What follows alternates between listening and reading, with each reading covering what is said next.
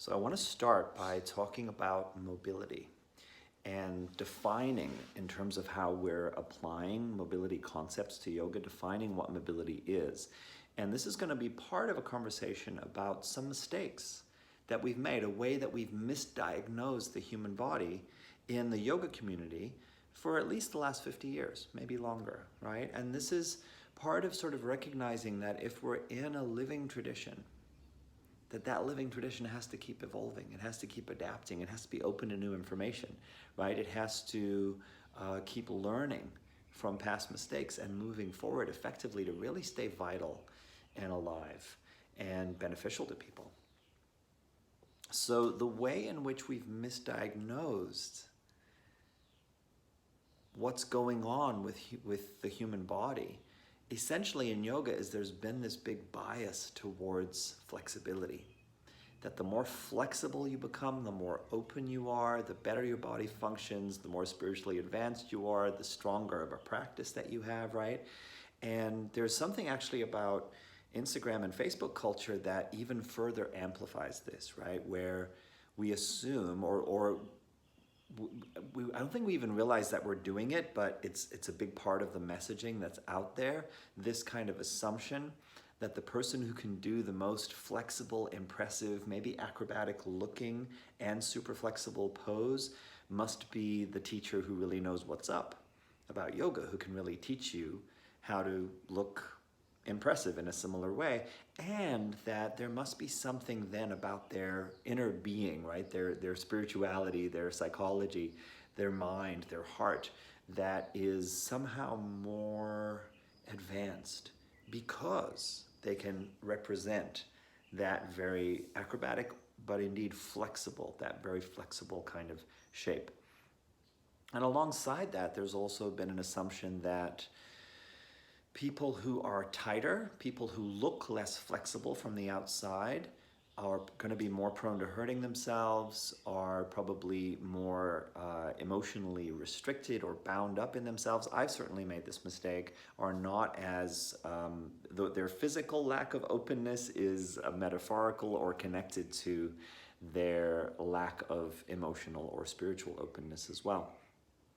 And I think it's an understandable sort of concept, and I certainly perpetuated it for a time earlier on in my career, but it's just not true. And the problem is that becoming more and more flexible over time actually does not result in a healthier and healthier body.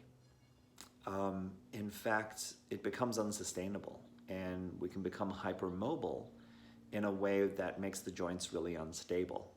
And there's a kind of self-selecting bias that goes on where a lot of people who are drawn to yoga, a higher percentage of people who are drawn to yoga, tend to be naturally more flexible or hypermobile than the rest of the population, right? Because you come and you do yoga and you go, I like this, I'm good at this, I can do this.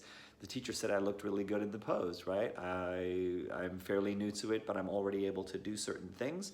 I guess I'm just good at yoga, right?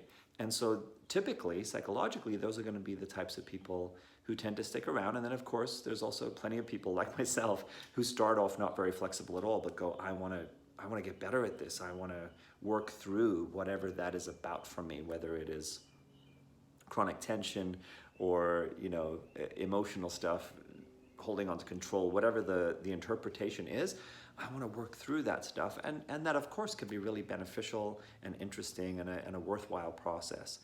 But we've misdiagnosed what is in the way of having a healthy, balanced, fully expressed human body, certainly, and there's other stuff that we can talk about too that I'll save for another video about being a human being, right? About developing the mind and emotional intelligence and psychological insight and all of that sort of thing. And that in a way has been really misdiagnosed too in the yoga and spiritual subculture to a large extent, right? There are plenty of people who I think are doing a beautiful job with it, but there's some things there that are just, I think, not effective or beneficial or useful to people. I started off saying I would define mobility, and I haven't done that yet. So what do we mean by mobility and how we bring mobility into an approach to practicing and teaching yoga. So an easy way to think about it is mobility equals flexibility plus strength and control in the joint. So having a fully expressed range of motion in the joint, we've thought about that as a long time in terms of the word flexibility. So can your joint move through its full range of motion in an unrestricted way?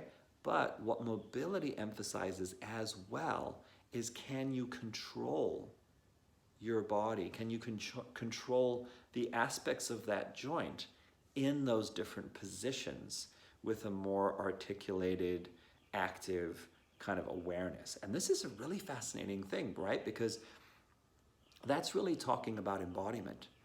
That's really saying at a more technical level, does the brain map that you have up here in your head on the side in the somatosensory cortex, does the brain map correctly in a detailed way represent how the joint is supposed to be able to function?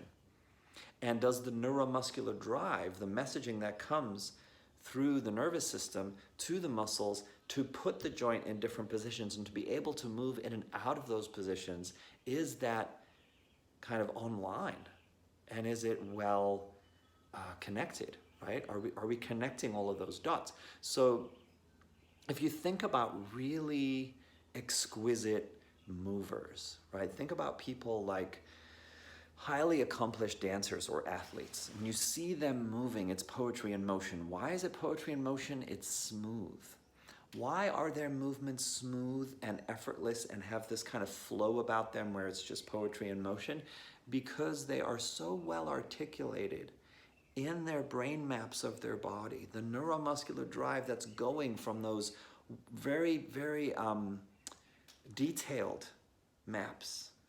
The neuromuscular drive is going in very specific, nuanced ways that can have so much control that it becomes effortless and they can just let it happen instinctively, right? They've learned such a detailed, controlled, fully aware, like it's like all the cells in the body are more awake, right? And everything that's going on in terms of how we make movement happen through our bodies has just been up-leveled in this extraordinary way.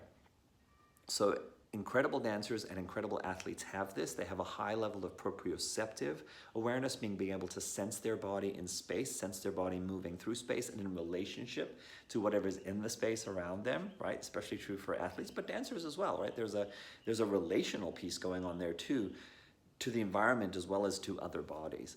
So this is really beautiful, and for me, in a way, it kind of fits with a very modern definition of spirituality, right, in terms of integrated self-development. So if mobility is flexibility plus strength or control, right, active control around the joint, then we start to think about what we're doing in different yoga poses from a different angle, through a different lens, right? You start to think about, okay, I have all of this external rotation that I get from pigeon and poses like pigeon. Do I have similar internal rotation? Probably not, because most of yoga misses out on internal rotation. Do I have control and strength in terms of how I go in and out of that pigeon type position? Can I go in and out of it with more of a sense of active control instead of the passive stretching that is really yoga's bread and butter in terms of most of how we've thought about it?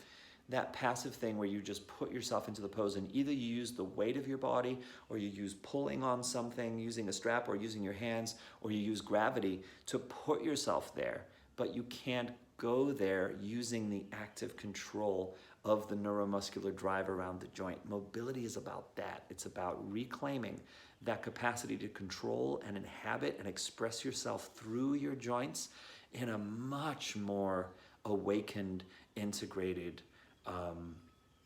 healthy way. So that's why mobility is important. That's why I'm bringing pieces of mobility training into how I teach yoga. And I hope that's interesting and inspiring for someone who's watching this.